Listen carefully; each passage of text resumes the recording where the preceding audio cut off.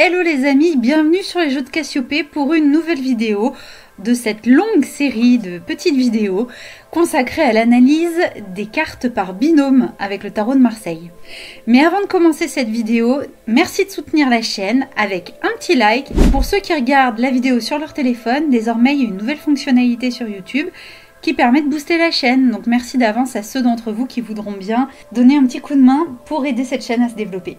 Alors c'est parti, on attaque avec un nouveau binôme. Cette fois-ci, on va se pencher sur le cas du battleur associé à l'impératrice. Alors comme à chaque fois, un petit rappel rapide des mots-clés de chacun des deux arcanes qu'on va étudier, puisqu'avant de pouvoir faire des combinaisons, faut déjà commencer par bien connaître chacun des arcanes indépendamment l'un de l'autre. Alors, le battleur, on l'a déjà vu dans la dernière vidéo, on le reverra en fait à chaque fois. De toute façon, à force de le répéter, il y aura bien un moment où ça va rentrer. Donc voilà. Le battleur, c'est vraiment la carte emblématique de la jeunesse, de l'innocence, la naïveté, mais aussi l'immaturité, le manque d'expérience, tout ce qui est en fait le début de quelque chose, les projets, les initiatives, le jeu, les artistes et les commerçants. Et pour ce qui est de l'impératrice, c'est vraiment la carte qui représente les femmes de 25 à 50 ans. C'est une carte qui représente des femmes soignées et assez coquettes et plutôt féminines.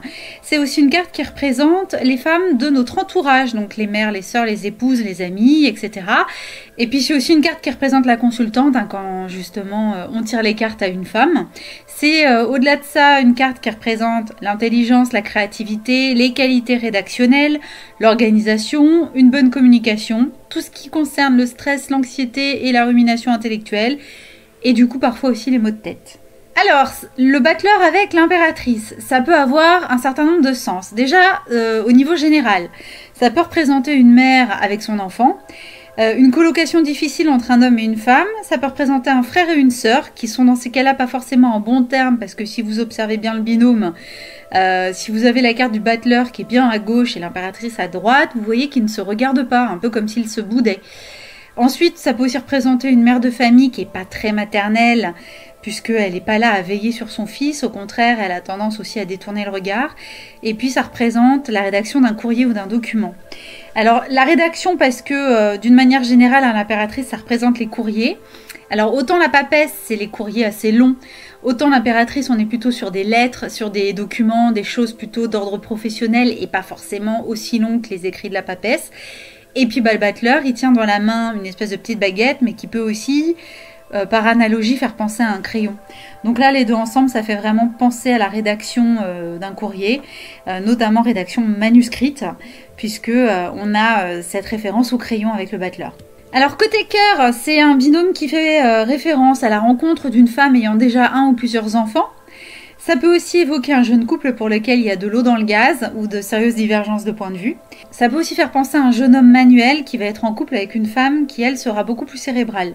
Ça évoque aussi une rencontre pas très sérieuse, un couple qui pourrait ne pas durer très longtemps, puisqu'avec le battleur, on a beaucoup de légèreté, on a quelque chose de nouveau, mais qui n'est donc pas encore installé dans le temps, et qui n'a pas forcément vocation à durer, puisqu'il y a toute cette notion de jeu, d'amusement et d'immaturité.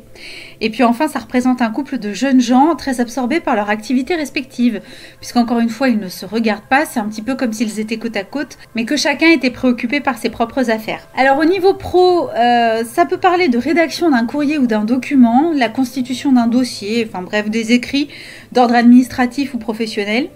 Ça peut parler d'un métier ou d'une activité qui va engendrer beaucoup de paperasse et qui va nécessiter pas mal d'organisation. Ça peut parler de nouvelles idées créatives en lien avec un projet. Ça parle aussi d'un climat professionnel stimulant et dynamique. Ça peut faire référence à une femme relativement jeune qui vous apporte son soutien. Ça peut aussi évoquer deux collaborateurs qui sont en désaccord. Et enfin, ça peut faire penser à un entretien ou à un examen avec une partie théorique et une partie pratique. Donc la partie pratique qui est représentée par le battleur, qui fait des choses avec ses mains, et la partie théorique avec l'impératrice, qui est vraiment la carte représentative de l'intellect. Au niveau des métiers qui peuvent être représentés par ce binôme, alors ça fait directement référence à tous les métiers en lien avec la publicité, en particulier tout ce qui est conception de logo et d'identité visuelle. Ça fait penser au secrétariat, au métier de dactylo. Ça fait aussi penser aux employés de bureau de manière générale. Et puis les commerçants en bureautique et matériel de bureau. Enfin, pour finir, au niveau du physique et de la forme, ça représente l'hyperactivité cérébrale et donc toutes les problématiques de rumination mentale et d'insomnie. Ça parle aussi des maladies psychosomatiques et enfin des migraines. Alors, j'espère que cette vidéo vous a plu et qu'elle vous sera utile. Si c'est le cas, n'hésitez pas à liker la vidéo afin de lui donner plus de force et à m'encourager.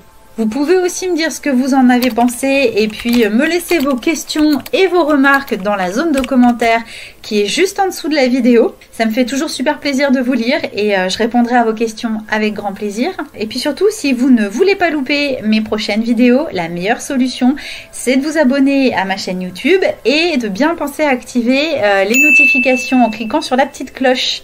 Je vous dis donc à très bientôt sur les jeux de Cassiopée. Ciao ciao!